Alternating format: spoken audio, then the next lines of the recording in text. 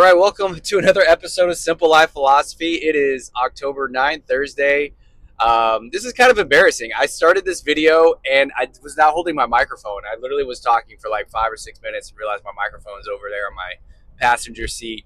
So, I'm going to keep this video short, but I did want to pass along a shower thought I had today. And that is just as I try to improve, I've noticed that the things like, for example, watching TV shows, which used to be able to hold my attention quite easily, now just don't. Even watching sports doesn't really hold my attention anymore. And I think that's just a byproduct of me wanting to improve and me wanting to get my brain going.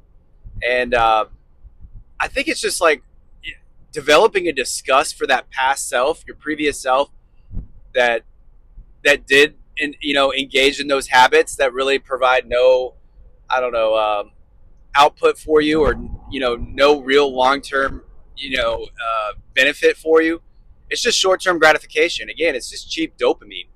I'm not saying you don't need to avoid rest or avoid relaxation, because I think we all need that. Especially if you know the example of Chris Williamson.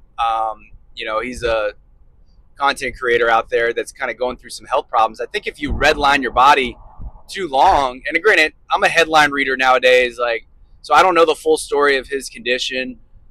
So this is all speculation. But I think the point still holds that, if you're living survival mode and you're just redlining it all the time, you're going to burn yourself out. Your nervous system needs time to relax. It needs time to reset itself, and everything requires balance. And so, just be mindful of that. And, I'm not saying short bursts of motivation, or if you got a lot of going on and short bursts of redlining it, they could be super beneficial for you, and they could produce a lot of results and outcomes that you're looking for. But just be careful. It's a double-edged sword. That doesn't mean that you should do it all the time.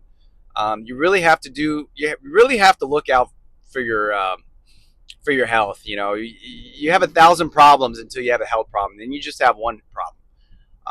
Just take care of yourself, get movement, keep the stress low if you can. Obviously I think we do work well when we're under pressure. A lot of us do. I know I do. When we're under pressure and we feel that stress, because it gives us a little bit of energy and a little motivation. So it can be beneficial. Use it to your advantage, but at the same time, that shouldn't be a feeling in your body all day long.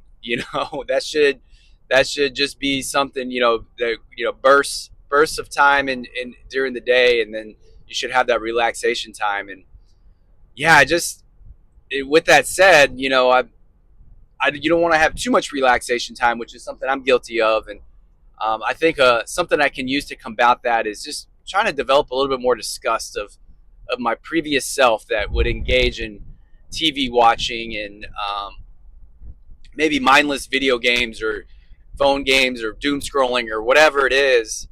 And I feel like I'm starting to develop that disgust. Maybe not the disgust, but I'm developing, I don't know, there's just a lack of engagement in those activities nowadays. It just doesn't hold my attention like they used to. And so I think that's a very positive and good thing.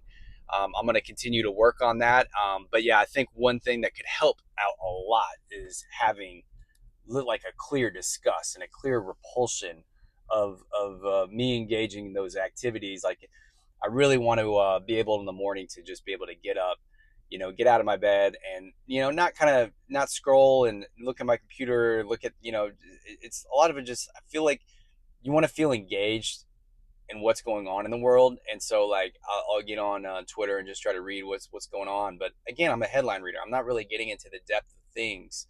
And I think that's really where a lot of progress is made in yourself, is when you get in depth, in reading a book or journaling or meditating and developing your awareness, whatever it is that's where the progress is made. So that was my shower thought, is just develop a little bit of more disgust, in the habits that are not serving you, and the habits that have no long-term benefit for you. Not saying you need to, like I said, it's a careful balance. Not saying you need to go all the time, but you definitely want to have that relaxation time and that rest time. But yeah, just trying to improve a little bit every day. And I know in the morning I have a bit of a time to you know, there's like I know like 30 minutes to an hour every morning that I can use a lot more wisely. And I feel like if I can get that down, then maybe I can start working on the time that when I do get home from work. How can I use that? What activities can I do better and engage in, like reading or journaling, that are still maybe restful, provide relaxation, but not as zombie like as watching TV and watching other people work. That's what TV is. That's what watching sports is. You're just watching other people work. You're not working yourself. It's a passive activity. So there's a lot for me to improve on. I'm trying to get better a little bit every day. I'm trying to improve these habits. I have a long way to go, but I am proud of myself that I'm cleaning up a lot of items. I'm moving every day. I'm eating healthy. By and large, quit the alcohol. I haven't drink alcohol in a few weeks now, which is good. I've only had a couple of drinks in the last month, which is insane for me. So there's a lot of improvement there. So yeah, just be grateful and give yourself some grace where you can, and see the improvement and continue to get better. Yeah, that's it. That's the advice I have for today. I hope it's beneficial to you. This is what the channel is all about: is trying to get better for myself and for others, and not be such a not be a parasite on this planet, right? Like, I'm hoping that I can help others and help myself to improve and see what comes of it. So anyway, much love to anyone that's made it this far, and peace. Have a good day.